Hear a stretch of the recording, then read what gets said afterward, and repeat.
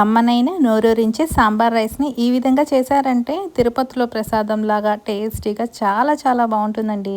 ముందుగా కుక్కర్లో 1 కప్ బియ్యం, అరకప్పు కందిపప్పు వేసుకొని శుభ్రంగా వాష్ చేసుకోండి. 4 కప్పుల దాకా వాటర్ వేసుకొని 1/4 టేబుల్ స్పూన్ పసుపు వేసేసుకొని మూత పెట్టేసి మీడియం ఫ్లేమ్లో 4 విజిల్ వచ్చేదాకా కుక్ చేసుకోండి. తర్వాత దీన్నంతా కూడా బాగా మెత్తగా మెదుపుకొని ఒక 50 గ్రాముల చింతపండు గుజ్జు, దీంట్లో సన్నగా తరిపెట్టిన ఉల్లిపాయలు, క్యారెట్ ముక్కలు, అలాగే టమాటా ముక్కలు, టేస్టీ తగినంత సాల్ట్, 1 టేబుల్ స్పూన్ కారం, 1/2 టేబుల్ స్పూన్ సాంబార్ పొడి వేసుకుని దీనంతా మిక్స్ చేసేసుకొని హాట్ వాటర్ 1 కప్ దాకా వేసుకొని మూత పెట్టేసి ఒక విజిల్ వచ్చేదాకా కుక్ చేసుకోండి.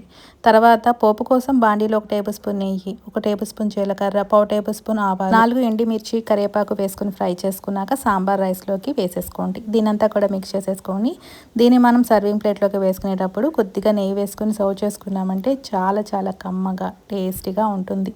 ఇంకెందుకు ఆలస్యం, మీరు కూడా ఈ సింపుల్ రెసిపీని చూసి ట్రై చేసి ఎలా వచ్చిందనేది కామెంట్ రూపంలో తెలియచేయండి. Thank you for watching.